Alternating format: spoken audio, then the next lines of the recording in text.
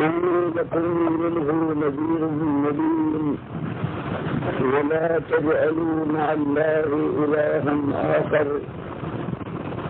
إني لكم منه نذير مبين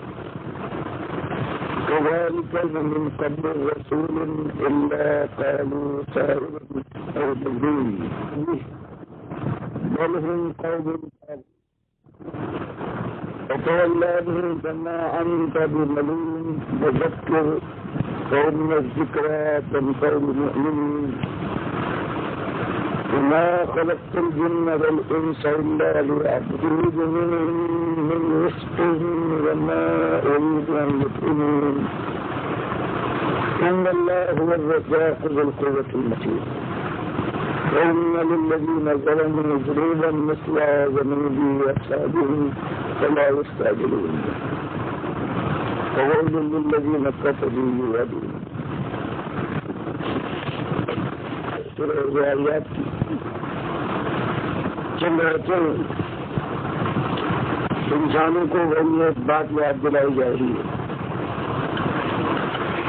جس کے لیے اس صورت میں کہ جس امتحان کے لیے ساری انسانیت کو اللہ نے دنیا میں پیدا کیا ہے، زندگی کی مدت دی ہے، زندگی بسر کرنے کا موقع دیا ہے، اور وہ بات یہ ہے کہ اللہ کے پیدا کیے پیدا ہوئے اس نے کھلایا ہے، تم کھا کر بڑھو، اور جو مر گیا ہے اس کو اسی مالک نے مارا ہے، اور ایک دن وہ آنے والے کہ سب کو جمع کرنے کے بعد وہ ایک بات پر فیصلہ کرے گا کہ کون جیتا اور کون ہار گیا، اور وہ بات یہ ہے کہ سب کچھ ایک مالک کا، دل میں اپنے مالک کو اپنا مالک مر اس کے سامنے سر جھکایا تھا، وہ اپنے مالک کو بلا کر دنیا کا بندہ بن رہا تھا۔ بس ایک ہی بات ہے، سارے انبیاء دنیا میں آئے ہیں، انہوں نے یہی ایک بات اپنی قوم کے سامنے رکھی کہ عبد اللہ کہ اللہ کے مندر قوم کے لوگوں، سب کچھ ایک مالک کا ہے، اس لیے اس کی غلامی کرو، اس کی بات مانو، اس کے سامنے سر جھکاؤ، اس کے قانون کے مطابق زندگی گزارو، اس کے دین کو غالب کرنے کے لیے اپنے وقت اور اپنی جانیں لگاؤ، اس سے اپنی خطاؤں کی معافی مانگو، تب اس دنیا میں بھی اس کی رحمت تمہاری طرف توجہ کرے گی، اور اس کے بعد جو زندگی آنے والی ہے نہ ختم ہونے والی ہے، وہاں تم کو اپنی رحمتوں میں رکھے گا۔ اور اگر تم نے اپنے مالک کو بلا دیا آقا کے ساتھ نمک حرامی کی، نمک کھانے کے بعد، ایک دن بہرحال تم کو جانا ہے اس دنیا سے، اور پھر آپ کے ایندھن بنو گے تو کبھی نہ تو موت آئے گی کہ چھٹکارا ملے، اور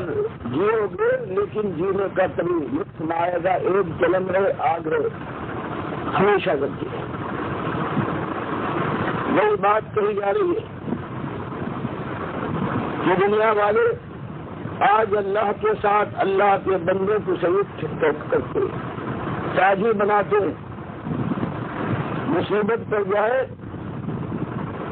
تو جس طرح غلام اپنے مالک کو آواز دیتا ہے، ان کا مالک اکیلا اللہ نہیں بلکہ کسی کو انہوں نے مشکل کشا بنایا ہے، انہیں ضرورت پڑے تو داتا کو پکارتے، فریاد اپنے بنائے ہوئے غوث کے سامنے پیش کرتے، خوشی کا موقع ہے تو انہیں کی نظر میں آج ہے، تو پھر سیاہ گود کنہوں نے بھری ہے، اور دنیا کے اندر اگر کچھ عیش ملا ہے تو ان کا دیا ہے، بندگی اور پوجا کا جوش ان کے اندر پیدا ہو تو ان کے گھروں کو اللہ کے گھر کی طرح سے جھوٹے کعبے بنا کر پھر وہاں ان اللہ کے بندوں کی بندگی کرتے ہیں تو ان کے گھر اور قبر کا طواف ہے، کبھی ان کی پکارے ہیں، کبھی نظر نیاز کے لیے جانور پیش کرتے ہیں اور کبھی پتھر چومتے ہیں اور کئی دوڑ لگاتے ہیں، بالکل اللہ کی بندگی کی طرح سے اللہ کے بندے کے بندے بن جاتے ہیں۔ مالک فرماتا ہے کہیے ان سے یہ ظلم نہ کرو اللہ کے بندو، یہ نمک حرامی ہے، اور موٹی موٹی باتیں بتائیے کہ بس سما کہ تمہارے سر پر یہ آسمان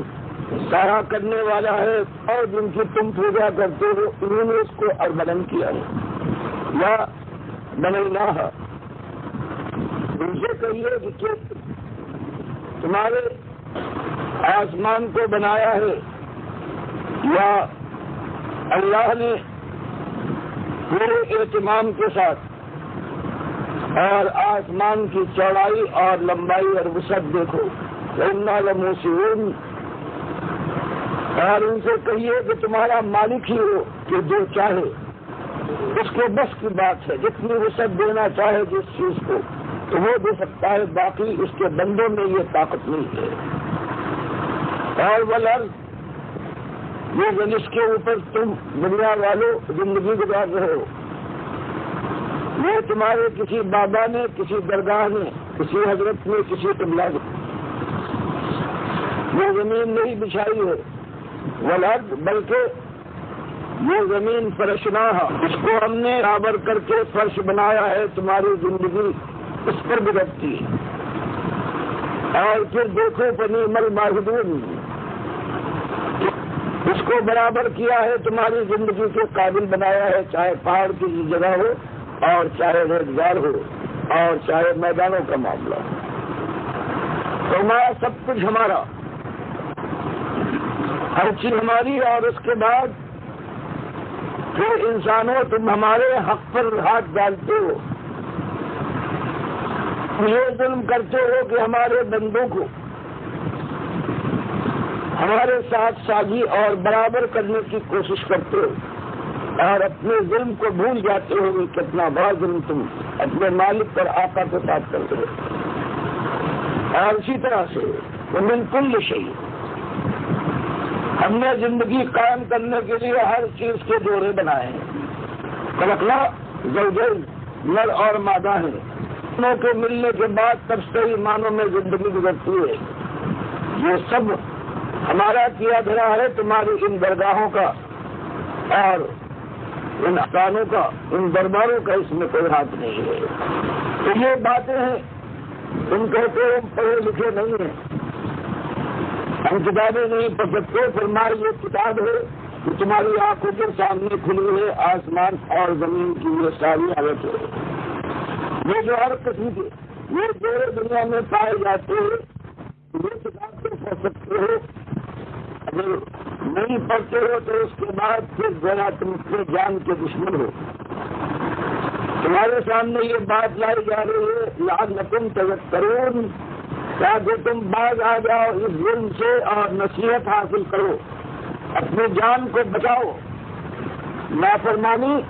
اور ناشکری کے بعد جو آپ کا ایندھن بننے والی ہے جان ہمیشہ کے لیے، کہ کھال جل جائے تو نئی کھال بنا دی جائے گی، پیاس لگے زبان باہر نکل آئے سوکھ کر تو پانی پلایا جائے گا جو پیٹ میں پہنچنے کے بعد کلمئی اور اصلیوں کو کاٹ ڈالے گا۔ نصیحت کی جا رہی ہے اس طرح سے کہ اپنے مان لو، مالک کے بندوں کو اپنا مالک نہ مانو۔ مانا ہے کہ 2500 سال گزرے ہیں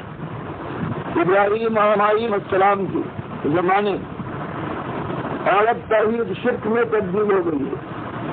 اب نمازوں کی جگہ خالی مکاؤں میں پستیاں، نماز سے واقف ہے صلاۃ کیا ہوتی، لیکن اب ان کا حال یہ ہے کہ نماز کی جگہ پر یہ سیٹیاں بجاتے ہوئے تالیاں کی، حج سے واقف ہیں، حج عمرے کے لیے آتے ہیں، اور وہ ایک حاجی پڑھتا ہے لبیک اللہم لبیک لبیک لا شریک لک، تو یہی تلبیہ یہاں تک جیسے آج حاجی پڑھتا ہے یہ بھی پڑھتے تھے، کیونکہ یہ چلا آ رہا ہے حضرت اسماعیل سے کہ لبیک اللہم لبیک، اے اللہ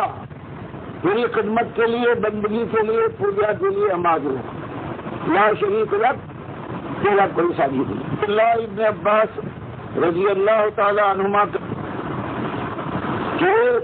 توحید کا اعلان کرنے کے بعد پھر اس کے بعد اور آگے بڑھتے تھے، اللہ کے نبی صاحب فرماتے تھے کہ قد کہ ظالموں یہی ٹھہر جاؤ، اس کے آگے تم کہنے والے ہو یہ نہ کہو، اور آگے یہ کہتے تھے لا شریک لک الا شریکن هو لک تملکہ وما ملک، تیرا کوئی ساجی اور شریک تو نہیں ہے، الا شریکن مگر وہ ساجا تملکہ کہ جس کو تو نے اپنا پیارا بنا کر ساجی تو کر لیا ہے، لیکن تو اس کا بھی ہے، اس کو اس کا بھی مالک ہے۔ نبی صاحب فرماتے تھے ساتھ یہ داڑیاں ان کی تھی، ابو جہل کی لمبی داڑھی تھی جو بدر میں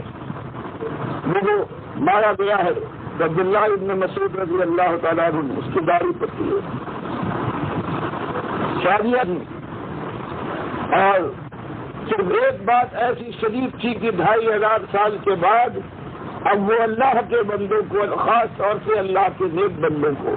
چاہے وہ ابراہیم علیہ السلام ہو یا اسماعیل علیہ السلام یا عیسیٰ علیہ السلام، اور ان کی ماں مریم کی تصویریں تھی، بت تھی، اور اللہ کے فرشتوں کو انہوں نے اللہ کی بیٹیاں بنا لیا تھا، اور اللہ کے ساتھ شریک کر کے ان کو اس معنی میں کہ یہ براہ راست ہماری مدد نہ کر پائیں، لیکن اپنے باپ نعوذ باللہ اللہ کی بیٹیاں بنا کر یہ اپنے باپ کے یہاں ہماری سفارش کریں گی اور مچل کر ہماری بات منوا دے۔ اللہ فرماتا ہے اس سے بڑا ظلم اور گالی میرے لیے قتل اور کیا ہو سکتی ہے کہ میرے بندوں کو تو کسی شکل میں میری اولاد بناؤ یا میرے اوپر زور ڈال کر مجھے اپنے فیصلے بدلنے کے اوپر مجبور کرنے پر قادر سکتے۔ فرمایا یہ بات اصلی کائنات کا ایک امتحان ہے، اس دنیا میں انسان وہ مرد ہو یا عورت ہو، اللہ نے بھیج کر اس کو سمجھ بوجھ دی ہے اور ایک بات مانگی ہے کہ دیکھنا بندو سب کچھ میرا ہے، میرے ساتھ میرے کسی بندے کو شادی کسی شکل میں نہ بنا، سارے انبیاء اور اولیاء اور شہداء اور صدیقین میرے بندے اور میری مخلوق ہے، فلا تجعلوا للہ اندادا، یہ نیک لوگ ہیں، ان کی تعریف کرنا وہ تمہارے سر کے تاج ہیں، ان کے راستے پر چلنا جو ایمان اور تقوی کیا ہے، تو یہ صحیح معنوں میں کامیابی کا راستہ اتنا کہیں ان کو اتنا آگے نہ بڑھا دینا کہ میرے ساتھ ان کو بھی ساجی بناؤ۔ فرمایا جب یہ مسئلہ بیان کرنے کے بعد نبی صلی اللہ علیہ وسلم کو حکم دیا گیا کہ اپنے قوم نے آواز لگائیے کہ بھائیوں جب بات یہ ہے تو تو اللہ کی طرف دوڑو، مالک کی بارگاہ کی طرف، اللہ کی رحمت کو حاصل کرنے کے لیے مالک کی بندگی اور اٹھنے کے لیے دوڑو، اس کے بجائے اس کے بندوں کے دروں سے چمٹے جاتے ہو، ان کی چوکھٹوں پر جا کر ماتھے لگاتے ہو، ان کا طواف کرتے ہو، ان کی پوجا ہے، ان کی پکارے ہیں۔ اللہ کو چھوڑ کر تم نے جو راستہ اختیار کیا ہے، فرمایا اللہ کے نبی صلی اللہ علیہ وسلم کو حکم دیا گیا کہ اپنی قوم سے کہو کہ بھائیو اپنے قدم پیچھے لاؤ اور اللہ کی طرف رخ کرو، مالک کی بندگی کا رویہ اور طریقہ اختیار کرو، مالک کے بندوں کے بندے نہ کرو۔ اور یہ بات سننے کے بعد تمہارے چہرے بگڑ جائے، گالیاں دیتے ہوئے اپنے دوست کو دشمن اور خیر خواہ کو بدخواہ گردانتے ہو، تو بھائیو کچھ ہے گالی دو، پتھراؤ کرو، جان کے دشمن ہو جاؤ، تہمتیں لگاؤ، کچھ ہو، ذمہ داری، خیر خواہی، محبت اور تمہارے ساتھ خلوص کا تقاضا یہ ہے کہ کچھ کرو لیکن بات وہی ہے جو تمہارے لیے خیر کی سچائی کی بات ہے وہی بیان کروں گا. اور انی لکم منہ نذیر مبین. اور یاد رکھو میں تمہارا خیر خواہ ہوں، مالک کی طرف سے بھیجا گیا ہوں. اللہ نے مجھ پر ذمہ داری ڈالی ہے کہ میں تم کو جہنم کی آگ سے بچا کر جنت کی طرف لے جانے کی کوشش کروں، اور اس لیے میں تمہارے سامنے کھلا ڈرانے والا بن کر آیا ہوں. اور سنو وہ مسئلہ کیا ہے کہ ولا تجلو، وہی بات جو دلائل سے بیان کی جا رہی نتیجات بتاتے ہیں کہ دیکھو ایک بات میں کہتا ہوں کہ اللہ کے بندے بنو ولا تجلو، اور مت بلّہ رات الہن آخر، کوئی اور الہ نہیں ہے جس کی زمین جس کی قدرت ہر ایک چیز کے اوپر غالب ہے. بس وہی ایک ہے جو تمہارا الہ، تمہارا مالک، تمہارا رب ہے، تمہارا مشکل کشا اور دستگیر، تمہارا داتا اور غوث ہے، وہ جو تمہارے سجدوں کا مستحق ہے کہ اس کے سامنے جھکو، اس کے در سے تمہارا دل کانپے، خوشی کا موقع ہو اس کا شکریہ ادا کرو، اس کی راہ میں نظر نیاز کرو، اس کے غریب بندوں تک دیا ہوا مال پہنچاؤ، اور کوئی وقت ایسا آ جائے جو مصیبت کا تو اس سے پناہ مانگو، اس کو آواز دو. اس کے گھر کا طواف اگر کر سکتے ہو، طاقت ہے اتنی، تو اس کے گھر کا طواف کرنے کے بعد وہاں سجدے کرو، وہاں طواف ہو، وہاں پتھر کو چومو، وہاں دوڑ، وہاں کا زمزم ہے اس کو اللہ کا تحفہ سمجھو، اور اس کے مقابلے میں کوئی اور چیز نہ ہونا چاہیے. ولا تجلو، اور مت بناؤ ما اللہ کے ساتھ الہن. یہ نہ ہو کہ اللہ کی ذات کا ٹکڑا بنا دو، جیسے کہ تم بناتے ہو فرشتوں کو اللہ کی بیٹیاں، اور بیٹا اور بیٹی اپنا ماں اور باپ کے جسم کے حصے ہوتے ہیں. یہ ذات کی شرکت اور شرک ہے. نہ بناؤ صفات میں عالم الغیب سمجھ کر اندھیرے اجالے میں قریب اور نزدیک سے آواز نہ دو کہ وہ تمہاری مدد کو پہنچے.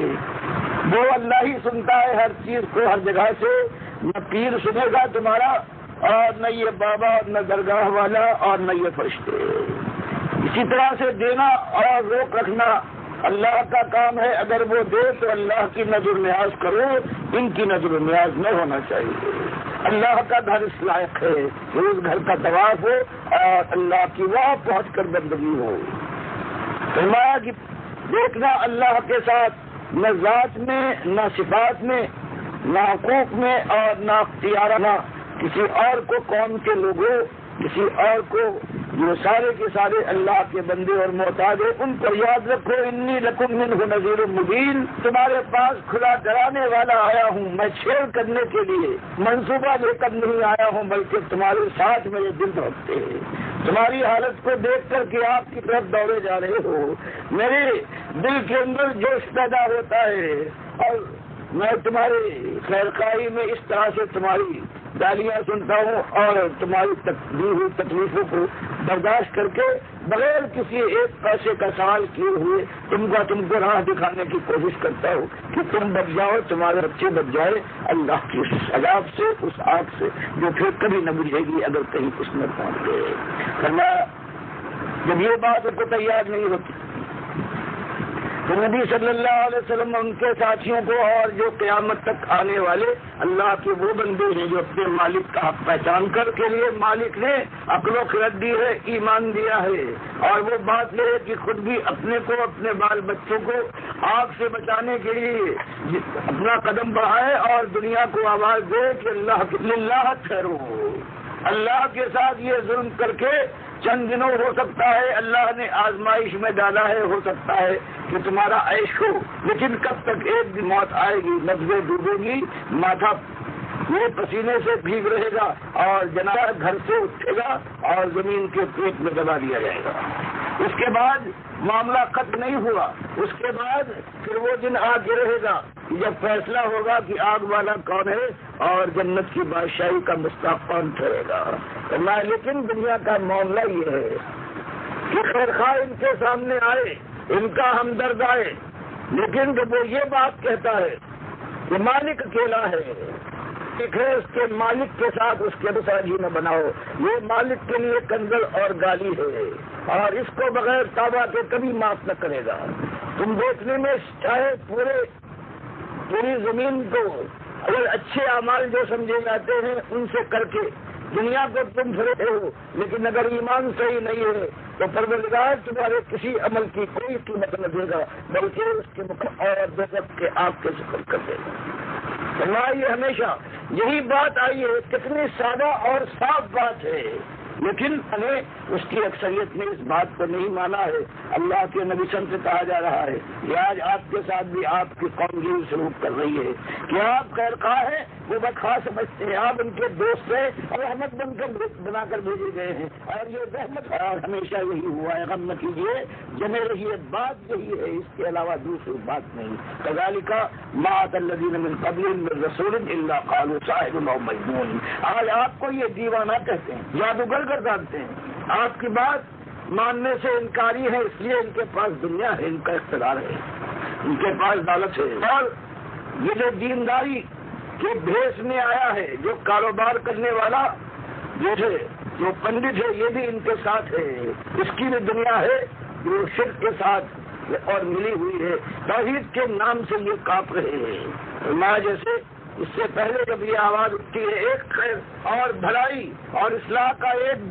طریقہ ہے، وہ ہمیشہ آنے والے نے اٹھایا ہے، تو جیسے آج آپ کو جھوٹا کہا جا رہا ہے، مجنون گردانا جا رہا ہے، جادوگر کوئی کہتا ہے، آج اس سے پہلے بھی یہی ہوا ہے اور اس کے بعد بھی یہی ہو رہا ہے جو آج آپ دیکھتے ہیں۔ ایسا معلوم ہوتا ہے تواصو بھی کہ یہ مشرک قوم جب مرتی ہے تو وصیت کر کے جاتی ہے اپنے والد کی بات نہ ماننا، شرک پر برہم قوم طاغون۔ اصلی بات یہ ہے کہ یہ ظالم سرکش لوگ ہیں، دنیا کے پرستار ہیں، احسان فراموش ہیں، نمک کھانے والے نمک حرام ہیں، کہ مالک نے ان سے کچھ نہیں مانگا سوائے اپنی بندگی کے، اور پھر ان کا حال یہ ہے کہ مالک کے ساتھ سب سے بڑا ظلم کرنے والے اس کو گندے دودھ گالی دینے والے ہیں۔ اس لیے جو یہ کرتے ہیں ہمت کے ساتھ برداشت کیے، اور ان سے دست و گریباں ہونے کی بجائے تو ان سے ہر جگہ پر وہ اینٹ کا جواب پتھر سے دیا ہے، گالی وہ دے تو جوابی گالی، فرمایا نہیں صبر کے ساتھ فتول عنہم وما انت بملوم۔ اب اگر سمجھانے بجانے کے بعد یہ ظالم نہیں مانتے ہیں تو صبر کیجیے، اسے الگ ہو جائیے، لڑنے جھگڑنے کا موقع بھی کوئی ملامت نہیں ہوگی۔ اللہ نے یہ آپ کے اوپر فرض نہیں کیا ہے کہ جو نہیں مانتے ہیں سمجھانے بجانے کے بعد ان کے دل میں ایمان اتار دیجیے، بلکہ بات یہ ہے کہ بات پہنچا دیجیے، اور اگر ضد کرتے ہیں تو اس کے بعد اللہ ان سے سبق دے گا، مالک ان کے ساتھ جو کرنا ہے وہ کرے گا، آپ کا فریضہ اور آپ کے ذمہ داری وہ ختم کرے گی۔ لیکن اس کے معنی یہ نہیں ہے اگر دنیا نہیں مانتی ہے تو پھر اللہ کی طرف نہ بلایا جائے، توحید کی دعوت میں نہیں کر۔ اگر یہ ظالم نہیں مانتے ہیں تو دوسرے اللہ پیدا کر دے گا، وہ ذکر، لیکن نصیحت کرنے میں، تبلیغ کے معاملے میں تبلیغ جاری رہے، اور فإن ذکرہ اس لیے کہ اللہ کی طرف سے جو نصیحت اور تبلیغ کی جاتی ہے تنفع المؤمنین، یہ اگر نہ ماننے والے نہ مانیں تو جو ایمان لے آئے ہیں ان کے ایمان میں اور بالغی آئے گی، اور سب بندگی میں آگے بڑھ جائیں گے۔ تبلیغ بات بند نہ ہونا چاہیے، بات یہی سامنے آئے کہ اللہ تمہارے لکھے دنیا والوں اس کی بندگی کرو، اور انداز وہ اختیار کرو جو انبیاء کا اور آخری نبی صلی اللہ علیہ وسلم کی بندگی کا طریقہ ہے، کیونکہ ایک دن موت کے بعد پھر وہ آ کے رہے گا جب اللہ کی بارگاہ میں اسی کے اوپر فیصلہ ہوگا۔ ایماندار کامیابی کا تاج پہنے گا، اور یہ مشرک اللہ کا نافرمان ناشکرا نمک حرام اور غدار، چاہے دنیا میں بادشاہی کے تخت پر بیٹھا ہو، چاہے قارون کے خزانوں کا مالک ہو، یہ جھونک دیا جائے گا جہنم کی آگ میں اور ہمیشہ جلتا رہے گا۔ تو نہ یہ بات، اور بتا دیجئے ان کے سامنے وہ مسئلہ لے آئیے، وما خلقت الجن، کہ ہم نے نہیں پیدا کیا ہے پیریان اور جنوں کو، والانس اور انسانوں کو، اللہ مگر صرف ایک چیز کی آزمائش اور امتحان ہے، لیعبدون، کہ وہ صرف اور صرف میری بندگی کریں، میرے غلام بنے، میرے اشارے، وہ بھی ان کے ساتھ ہے، اس کی بھی دنیا ہے جو رابطیت کے نام سے یہ کاپ رہے ہیں۔ تو میں جیسے اس سے پہلے جب یہ آواز اٹھتی ہے، ایک خیر اور بھلائی اور اصلاح کا ایک طریقہ ہے وہ ہمیشہ آنے والے نے اٹھایا ہے. تو جیسے آج آپ کو جھوٹا کہا جا رہا ہے, مجنون گردانا جا رہا ہے, جادوگر کوئی کہتا ہے, آج اس سے پہلے بھی یہی ہوا ہے اور اس کے بعد بھی یہی ہو رہا ہے جو آج آپ دیکھتے ہیں. ایسا معلوم ہوتا ہے تواسو بھی کہ ایک یہ مشرک قوم جب مرتی ہے تو وصیت کر کے جاتی ہے اپنے بال بچوں کو دیکھنا توحید کی بات شرک پر برہم قوم تعاون. اصلی بات یہ ہے کہ یہ ظالم سرکش لوگ ہیں, دنیا کے پرستار ہیں, احسان فراموش ہیں, نمک کھانے والے نمک حرام ہیں. مالک نے ان سے کچھ نہیں مانگا سوائے اپنی بندگی کے, اور پھر ان کا حال یہ ہے کہ مالک کے ساتھ سب سے بڑا ظلم کرنے والے اس کو کنگل دے گالی دینے والے ہیں. اس لیے جو یہ کرتے ہیں ذلت کے ساتھ برداشت کیے اور ہونے کی بجائے تو ان سے ہر جگہ پر گالی فرما لے سب کے ساتھ فتول عنہم مانتا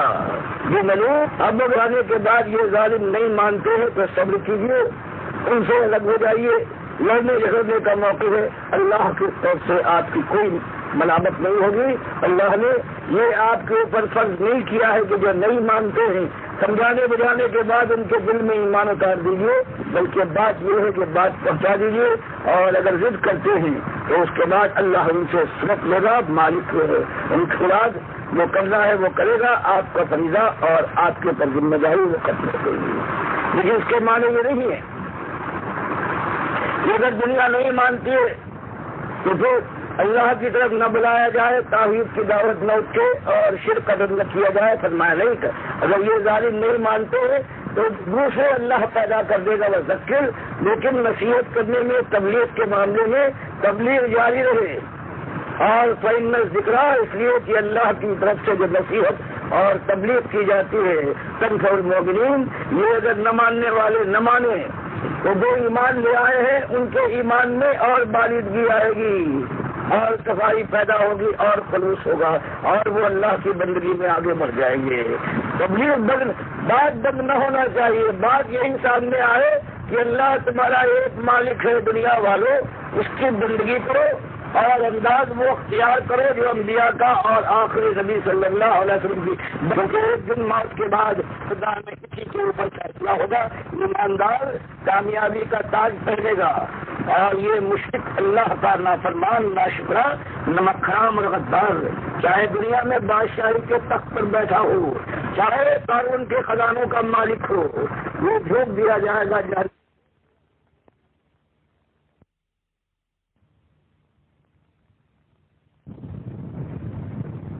آزمائش اور امتحان ہے. یابرون وہ صرف اور صرف یہی بندگی کریں, میرے غلام بنے, میرے اشاروں کے اوپر زندگی گزارے, میرے اطاعت پیش ہو, میرا قانون مانے, میرے دوست کے ساتھ دوستی اور میرے دشمن اور میرے لیے وہ گالی ہے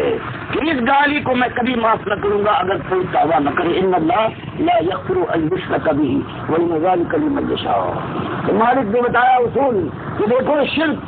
ایسی بیماری, ایسی نجاست ہے, ایسی کمزور اور گالی ہے مالک کے لیے ہے کہ مالک اس کو بغیر توبہ کے کبھی معاف نہ کرے گا. اور قرآن میں پروردگار نے 18 انبیاء سورہ انعام میں ذکر فرمائے, حضرت نوح سے لے کر آخری نبی تک. یہ جو سب سے بڑے نوح ہے, حضرت ابراہیم ہے, حضرت عیسیٰ ہے, حضرت موسیٰ ہے, اور پھر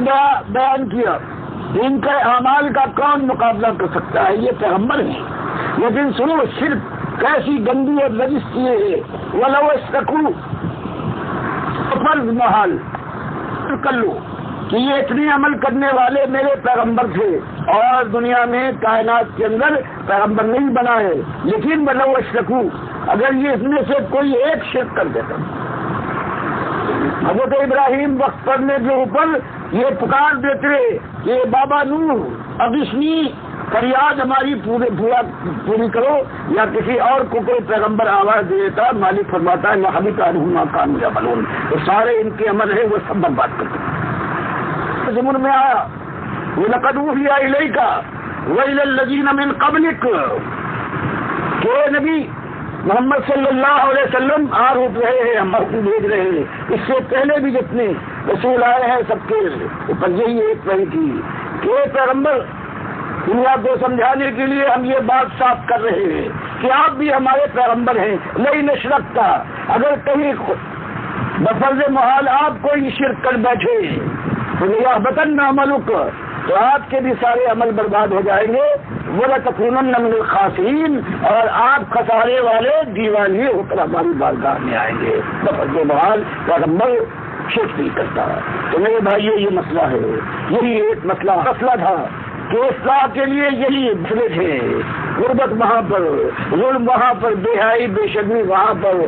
عرب کے علاقے میں جنوب عیسائیوں کی حکومت ہے، خود عرب کا علاقہ ان کے قبضے میں ہے. بحرین کے اوپر یہ ایران کے یہ آتش پرست اور پارسیوں کی حکومت ہے. کتنے جو مسئلہ اٹھاتے قوم ساتھ ہو جاتے. لیکن آپ نے وہی مسئلہ اٹھایا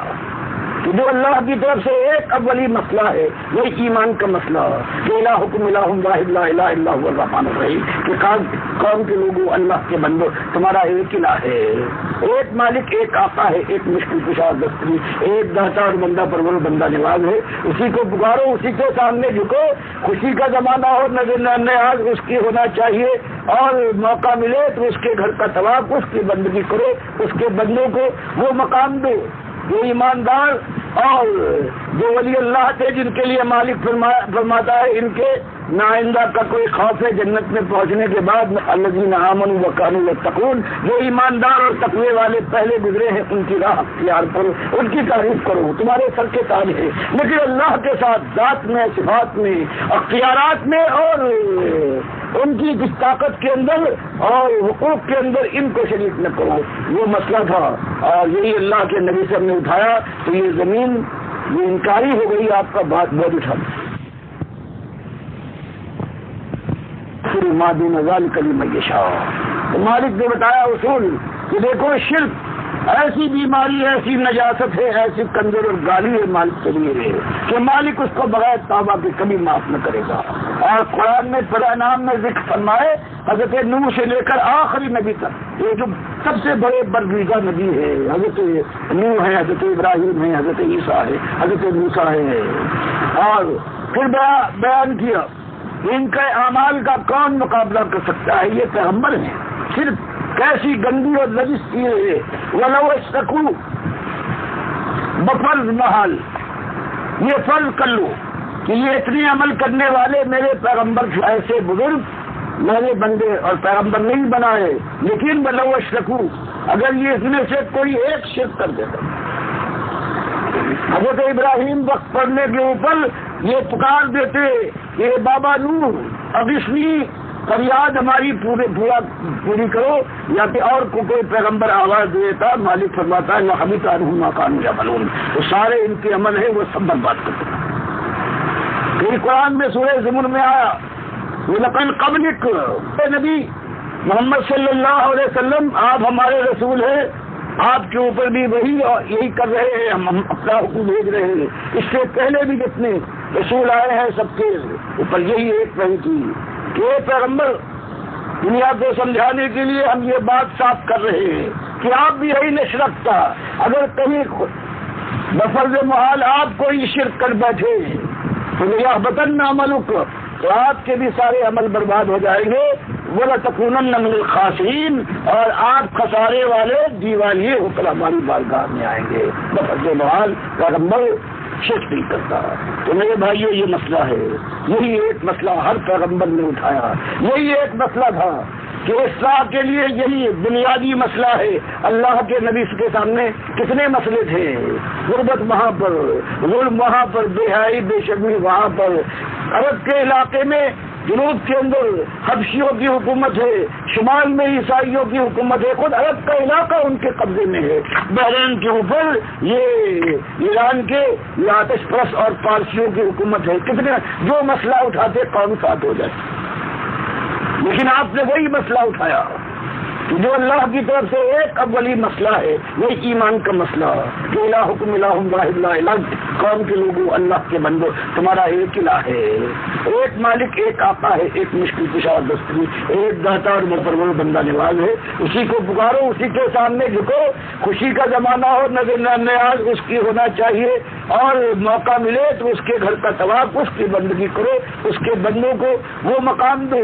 جو ایماندار اور جو ولی اللہ تھے جن کے لیے مالک فرماتا ہے ان کے لیے نہ آئندہ تک کو اس میں پہنچنے کے بعد نہ پرانا غم ستائے گا. الذین آمنوا وکانوا یتقون، جو ایماندار اور تقوی والے پہلے گزرے ہیں ان کی راہ اختیار کرو، ان کی تعریف کرو، تمہارے سب کے ساتھ ذات میں، صفات میں، اختیارات میں اور ان کی کس طاقت کے اندر اور حقوق کے اندر ان کو شریک نہ کرو. وہ مسئلہ تھا اور یہی اللہ کے نبی صاحب نے اٹھایا تو یہ زمین یہ انکاری ہو گئی، آپ کا بات بہت اٹھا. یہی ہاتھ جو سلام کے لیے اٹھتے تھے وہ غریبہ تک پہنچے ہیں، وہ آنکھوں پر بٹھاتے تھے، ان کی آنکھوں میں دیکھنے کے بعد اب اس مسئلے کی وجہ سے خون کرا پڑا. لیکن اللہ کے نبی صاحب نے پیچھے ہٹنے کا کوئی موقع اختیار نہیں کیا، بلکہ جمے رہے، اپنے ساتھیوں کو اپنی ہم نے مکے میں صرف ایمان کے جرم میں شہید ہوتے ہوئے دیکھا. پھر پتھرا ہوا ہے، گلے کے اندر چادر ڈال کر آپ کا گلا گھونٹا گیا ہے، پھر ایسا پتھرا طائف میں ہوا ہے، پھر ہجرت کی ہے اور پھر آج بدر ہے، کل احد ہے. یہ 21 سال آپ کی اسی ایک بات کے لیے کہ الہکم الہ واحد، ایک ایمان کی بات ہے. اور جب ایمان کی یہ بات صاف ہو گئی پھر سارے مسائل چٹکیوں میں حل ہو گئے. چند سال کے اندر کیسے اور کسرا کے خزانے اور وہ مسجد نبی کے کچے پر لا کر ڈال دیے گئے. تو وہ جو آبرو کے دشمن تھے آبرو کے پاسبان ہو گئے. ان کا حال یہ تھا کہ بے ایمانی کی انتہا نہیں تھی، طاقتور کمزور کو پیچھے ڈال رہا تھا. اب ان کے اندر انصاف آیا ہے، خوف خدا پیدا ہے، مساوات پیدا ہوئی ہے. اب اگر کوئی بادشاہ تھا کبھی ایمان لایا ہے، اگر وہ ایک عام کے لیے احرام کے اوپر اگر یہ ایسا ہوا ہے وہ طواف دونوں کر رہے ہیں اور یہ شاہ غسان ہے، ابھی ایمان لے آیا ہے، اب بادشاہوں کی اولاد ہے، اب وہ بھی ایمان لانے کے بعد خانہ کعبہ کا طواف کر رہا ہے، اس کا احرام دوسرے ایک غریب مسلمان کے پیروں کے نیچے آ جاتا ہے تو وہ شیطانی چیز ٹھیس میں ابھرتی ہے اور وہ ہاتھ مارتا ہے. تو کم درجے کا آدمی اور تو نے یہ خیال نہیں کیا میرے احرام کو اپنے پیروں میں یہ دبایا ہے. وہ پرانی بادشاہ کی وہ جو لٹک تھی اور وہ شیطانی خیال تھا. مسلمان کو بجائے اس کے کہ بادشاہ سلامت تھے کسی زمانے میں، اس نے برابر کا بدلہ لیا ہے. اور جب انہوں نے آ کر شکایت کی ہے کہ ایک معمولی آدمی نے امیر المومنین عمر بن خطاب میری بات کا جواب دیا ہے، میں نے اسے مارا تو اس نے برابر کا جواب دیا، تو امیر المومنین کہتے ہیں کہ اس نے شکایت کیا. اسلام کے آنے کے بعد اب یہ معاملہ نہیں ہے کہ بادشاہ سلامت کبھی آپ رہے ہیں، وہ اس میں کمزور ہے یہاں تک کہ وہ مرتب ہو کر بھاگ گیا ہے. لیکن اس کی وجہ سے اللہ کے نبی صلی اللہ علیہ وسلم کے یہ ساتھی اور خلیفہ نے یہ بات گوارا نہ کی کہ اس مساوات کے اس معاملے میں اللہ کے قانون میں کوئی فرق آ جائے. آج جو ساری دن آگ لگی ہوئی ہے، بھائی بھائی کا دشمن، ایک ہی خاندان کے چند آدمی ہیں، ایک ایسا معلوم ہوتا ہے ایک دادا کی اولاد ہے لیکن خون کے پیسے ایک دنیا کے لیے چلی. اور اللہ فرماتا ہے ایمان لائے تھے، بتاتا یاد بس کرو، یاد کرو وہ تمہارا حال کی ایمان کی حب اللہ کی جب تم بڑھے ہو. یا ایھا الذین آمنوا اتقوا اللہ حق تقاۃ مسلمون کی ایک ہی چیز میں زندگی ہے، اللہ کی رسی کو یعنی قرآن اور حدیث اللہ کے فرمان کو مضبوطی کے ساتھ سب مل کر اللہ کی بندگی اثر کا نقشہ ہے زندگی کا. بس ایک بات ہے آج بھی یہی دعوت آپ اٹھے، سارے مسائل ہیں آپ دیکھ رہے ہیں ایک ہی ہے. کئی ناریاں ہیں یہ فلاس باہر سے آئے ہوئے ہیں کہ یہاں کے یہ زبان بولتے ہیں اور یہ کوئی کالا ہے کوئی ہے، یہ ایمان کے ذریعے سے ہوتے ہیں. یہی ایک چیز ہے. اللہ توفیق دے. لکھتا ہے کہ تم نے مذاق سمجھا ہے، ہم حجب تمہارا خیال یہ ہے کہ تم نے بس دعوت اٹھائی لا الہ الا اللہ کہنے کے بعد بس اب کوئی مصیبت اور کوئی آزمائش نہیں ہوگی. فرمایا نہیں، اب اس راستے میں بڑے امتحان لیتا ہے. وَلَمَّا يَأْتِكُمْ مَثَلُ الَّذِينَ خَلَوْا مِن قَبْلِكُمْ، اس سے پہلے جن جو مردوں نے آواز اٹھائی ہے ان پر قیامتیں ٹوٹ پڑی ہے. کسی کو آروں سے چیز ڈالا گیا ہے، کسی کی کھال کے اوپر مالک کے نبی کی فولاد کی کمیاں پھیر کر جیتے جی کھال کو گوشت سے اور گوشت کو ہڈیوں سے نوچ ڈالا گیا ہے اسی ایک ایمان کے جرم میں. تو مالک فرماتا ہے ایمان کا تم نے اقرار کیا ہے کہ اللہ کے علاوہ کسی اور کی بات نہیں مانوں گا، اللہ کا بندہ ہوں اور جو اللہ کی بندگی میں جتنا آگے ہوگا ہے اور اس کی بات مانوں گا. فرمایا مستہم الباساء والضراء، جب انہوں نے ایمان کا اقرار کیا ہے دعوت دی ہے دنیا والوں کو تو ان کو مصیبتیں پیٹ کی مار دنیا کی مار پڑی ہے اور ذرہ جسم جان کو تکلیف میں ڈالا گیا ہے وہ زلزلوں یہاں تک کہ سمجھ لو کہ ہلا مارے گئے ہیں، لیکن وہ جب تک جبے رہے حتیٰ یقول رسول، یہاں تک کہ اس وقت کا رسول جو ان کا رہنما تھا اس کے ایسی بیتی ہے کہ وہ پکار اٹھا کہ متا نصر اللہ، کہ مالک اب تو برداشت سے باہر ہو رہا ہے، تیری راہ میں ایمان کی بات کا یہ معاملہ اب میری قوم مجھے اور میرے ساتھیوں کے ساتھ وہ کر رہی ہے کہ اب برداشت نہیں کر، برداشت کی حد ہو گئی۔ فرمایا یہاں تک جب ہم نے ان کو دیکھا ہے تب ہم نے ان کو خوشخبری سنائی ہے، اللہ ان نصر اللہ قریب، کہ خوش ہو جاؤ، بس ہم نے آزمائش میں امتحان میں ڈالا تھا، تم کامیاب ٹھہرے، اب ہماری مدد آیا چاہتی ہے۔ تو یہ ایک بات ہے، اس کے لیے یہ اپنے من کو، اور پھر اگر آج جو جتنی کافی راہ میں ایسے کفر و شرک کے ماحول میں کہ ہر جگہ اللہ کے خلاف آوازیں اٹھ رہی ہیں، اللہ کی کتاب کا انکار ہے، اللہ کے رسول صلی اللہ علیہ وسلم کی سنت کا مذاق اڑایا جا رہا ہے۔ اب اس زمانے میں اگر ایمان کی اس دعوت کو لے کر کوئی ہمت کے ساتھ آگے بڑھتا ہے تو صرف وہ اپنے لیے نہیں بلکہ مالک سورہ طور میں فرماتا ہے کہ اگر ایسے جوان مرد ہیں ان کے درجات بلند ہیں، ہاں قیامت تک ان کی اولادوں میں سے بس ایمان کی قید ہے، چاہے عمل میں اتنی آگے نہ ہوں، تو ہم ان کو خوش کرنے کے لیے جو قیامت تک ان کی اولادیں آنے والی ہیں کمی کو پورا کر کے ان کے ساتھ ہم کو جگہ بنائیں گے، ان کی بادشاہتیں ان کے ساتھ ہوں گی۔ اللہ توفیق دے اس بات کی کہ ہم اس مسئلے کو سمجھ کر، اور جو چار چیزیں راہ میں فرمائی ہے کہ اس مسئلے کو، ایمان کے مسئلے کو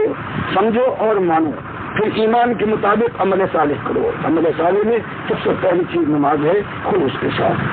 پھر اس کے بعد بناؤ اللہ کی بندگی کی طرف، تو تقاضے کھول کر ان کے سامنے رکھو اور شرک کی نجاست ان کے سامنے واضح کر کے اور بتاؤ کہ اللہ کے ساتھ میں ظلم نہ کرو۔ پھر جب یہ کرو گے تو مشکلات پیدا ہوں گی اور پھر آندھیاں آئیں گی، طوفان اونڈیں گے، جس میدان کو ہلا مارا جائے گا فرمایا بتوا سب سب خود بھی جمے رہو اس راستے کے اوپر اور اپنے ساتھی ان کی ہمت بناؤ، یہاں تک کہ میدان جنگ میں اترنا ہو، یہاں سر چھلتے ہیں سینے چاک ہوتے ہیں، تو اللہ کے بندے سب کے ساتھ اس میدان کو بھی سر کرو گے تب کہیں تمہاری نجات ہے، اور اللہ کے یہاں آگ تمہارے لیے بجھ جائے گی، تمہاری اولاد کے لیے بجھ جائے گی، اگر تمہارے راستے پر ہے تمہاری بیوی اور بچوں کے لیے بچ جائے گی، تمہاری قوم اور جائے گی جنت کی بادشاہی کا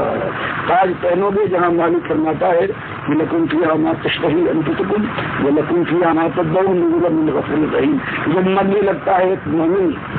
تو اللہ کے فرشتے جو پاس بیٹھے وہ تو نہیں دیکھتے، لیکن مرنے والا جو آخری وقت ہے وہ دیکھتا بھی ہے، اور فرشتے اس کو آ کر خوشخبری دیتے ہیں کہ اب جہاں جانے والے ہیں کوئی خوف نہیں ہے، دل تھوڑا ہو جائے اب کبھی ایسا نہ ہوگا، اور تم اب ہمیشہ خوش رہو گے، اللہ کے تم مہمان ہو اور مالک تمہارا میزبان تمہاری مستیاں کرے گا۔ تو یہ اللہ سے دعا ہے کہ مالک ہمارے لیے، آپ کے لیے، ہمارے بال بچوں کے لیے یہ آگ بجھ جائے اور جنت کا تاج ہمارے سروں پر ہو، ہمیشہ کا عیش، ہمیشہ خوشی۔ اللہ ہمارا اور ہر ناصر ہے، مالک یہ توفیق دے۔ توبہ کی سب سے پہلی ضرورت ہے کہ اللہ سے توبہ کریں، جتنی خطائیں ہیں تو مالک جو یاد ہے ان کی بھی توبہ اور معافی، اور جو نہیں یاد ہے مالک ان کو بھی، اور اب مالک سلیقہ دے، توفیق دے، ایمان کے ساتھ ہم توحیدی بنے، شرک کے دشمن طاغوت کو